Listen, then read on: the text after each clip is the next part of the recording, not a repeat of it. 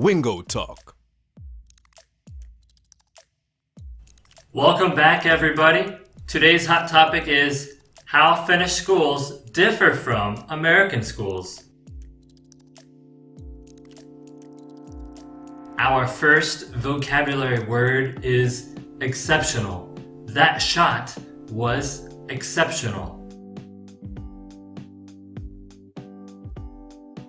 Definition: excellent. Example: Michael Phelps is an exceptional swimmer. He received many Olympic gold medals. Standardized test. Definition: a test that has the same questions and answers for all students so that it can consistently test a large number of students. Examples: first, to graduate high school, you must pass the standardized test for graduation.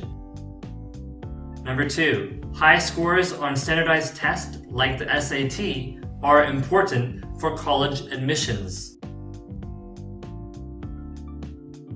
Number 3, elective. Definition: a course that the student can choose to add to their study program. Often, it's not required to pass the course. Example: I can't decide which elective sounds better, the history of French film or Japanese taiko drumming.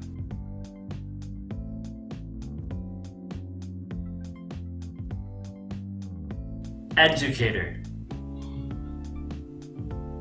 Definition: a teacher or someone who helps provide education in an organization. Example: educators around the world have been updating curriculum so that it includes more media and online interaction. Number 5, goof off.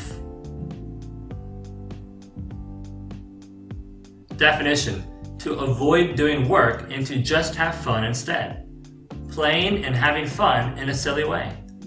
Example: the children goofed around at the playground for 1 hour and did not study for the big test.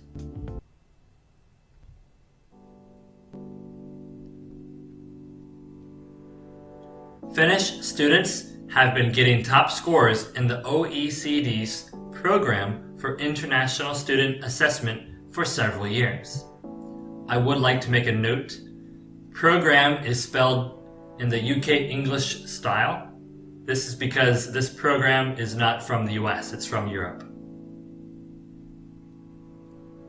Number 2, educators from all over the world have traveled to Finland in order to learn the secret to exceptional scores. The secret may surprise you. While American students spend 7 to 8 hours a day in school, Finnish first graders are only in school for 20 hours per week. The 20 hours per week also include time for lunch and a 15-minute recess after 45 minutes of class. As students move up in grades, their school days get longer, but not by much. A 9th grade student will be in school about 6 hours per day, which includes lunch and a break between classes. Another secret to Finnish educational success is that there are no standardized tests. Students are tested on material taught in each subject, but only as part of normal learning. In Texas, for example, students are given standardized tests on reading, writing, and math. Because a school's overall grades can affect funding, schools started to concentrate on subjects that appear on the standardized assessment test. As a result, there was less time for music, art, and physical education. In Finland, every school is the same. Every student gets the same education, which includes art, music, languages, and other electives. Because they are designed to the national standard, there is no need to test if they are meeting it. Finnish schools don't have to worry about losing funding. Finally, Finnish kids don't get homework unless they don't finish their assignments in class. Finnish educators feel that kids need time to be kids. They need time to be with their friends, time for hobbies, time for their families, and just time for goofing off. American kids, even as early as the first grade, are given hours of homework every day. Alright, today's chart is global literacy for adults 15 years old and above. This chart shows us how much of the world could read or not read at a given year. First is blue and illiterate. Then we see red, literate. Illiterate means not able to read. Literate means able to read. This begins in the year 1800. In 1800, 88% of the world could not read. 88% of the world was illiterate. 12% of the world was literate. In 1850, these numbers slightly changed to 15% of the world being able to read.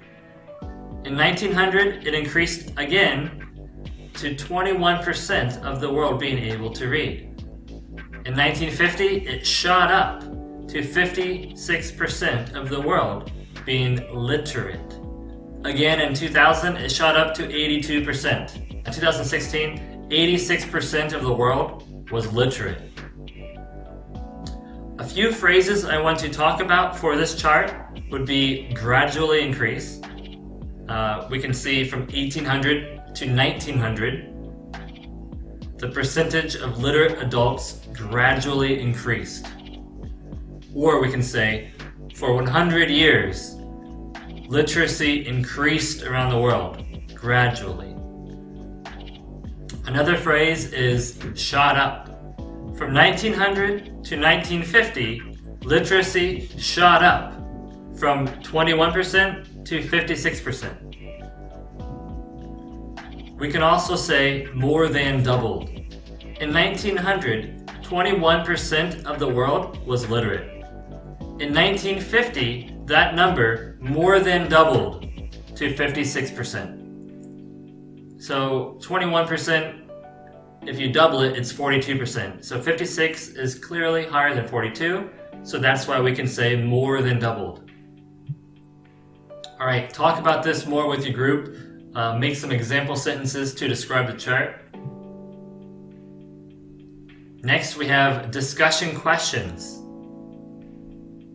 At this time, you should meet up with your group and find the discussion lesson from our website, wingotalk.com, and answer the questions as a group. So we have about 10 questions, and of course, after you're done, you can also go online and share your answer at wingotalk.com so other people can see what you think.